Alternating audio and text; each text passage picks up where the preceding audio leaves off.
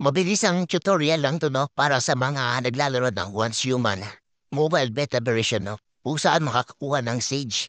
Yung Sage guys, ito yung pagkain na animals na kailangan natin 'no, ayun 'no. So yan, so ganito lang yung pag-farm nun guys. Una is punta kayo dito sa teleportation tower na yan, ayan 'no. Dito yan sa bandang baba, ayan nasa baba siya. Kita niyo dito sa Broken Delta yan sa baba katabi ng oil rig.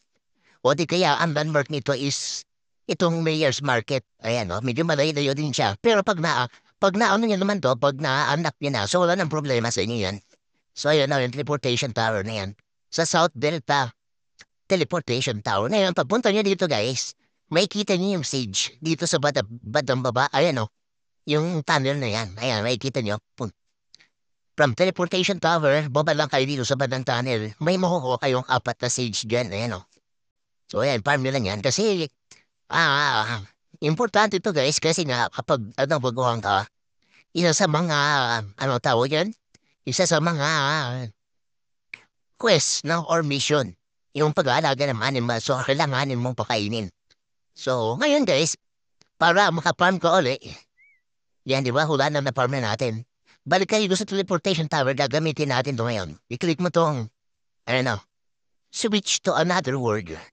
So, nasa World 1 tayo, punta tayo sa World 2. Ayun, click mo lang yan, change world. Siyempre, tandaan nyo rin kung saan kayo galing, ha? Kung saan yung bahay nyo. Baka may makalimutan niya. Ayan, lipat tayo sa ayan. Nalipat na tayo sa World 2 from World 1. So, ayan, baba ulit tayo. O, di ba? Yung message na naman. So, ka na ulit yan. Pinimag, farm, guys. Yan, o, di ba? Balik ulit tayo doon sa teleportation tower. Itong teleportation tower guys sa South Delta, no? Ayun, no? Click natin, makikita nyo, ayun, no? South Delta Teleportation Tower. Malapit sa Mayor's Market. Kung hindi nga pa nahanap tong baba na to. Yan. Yan. Nasa World 2 na tayo. Ay, World 2. Lipat tayo ngayon sa World 3. Gamitin ulit natin yung switch to another world.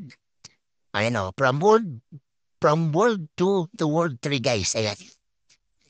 World 3. Nasa World 3 na tayo guys ha. Kaya meron namang stage dito. So mananawa ka dito. Ikaw na lang susuko dito Desi. Di ba may anim tayo ng world. Di nakarami ka kung lagi mo itong gagawin. Kasi nag-reset naman yan every reset. So tingnan natin. Ayan. Yan. From World 3, lipat naman tayo sa World 4. Yan. Meron na naman yan sage dito. Di ba? Ganyan lang katuli guys kung paano mag-form ng sage. Yan. Di ba? Galing. So, ginagamit tayo itong teleportation tower para makarami ng sage. Sana hindi nila makuha. Mahal to, hindi na naman. Hindi mo detect muna niya, no? From World 4, lipat na tayo sa World 5. Tama ba? World 5 na to. Yan, World 5 na tayo, guys. Yan, kung saan world maraming sage.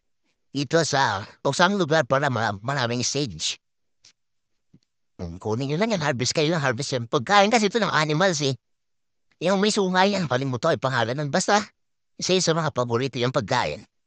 Then, from World 5 to World 6, parang nakuha ko na yata kasi gano'n ako dito sa World 6. Di, automatic oh. Automatic guys, automatic na nare-reset tsaka pa lumilipat ka ng world. So, gagamitin mo lang yung teleportation tower para makarami ka ng sage. Ayun, magsasawa ka talaga dito guys, pabalik-balik. So, ganyan lang gagawin nyo para maka-farm ng sage na madali lang. So, lipat ulit tayo sa world 1. Dahil sa world 1, ganito yung natin ko na-reset na. Ayun, hindi na na-reset. So, hihintay nyo na lang mag-respawn ulit o ma-reset bago nyo ulit gawin yan.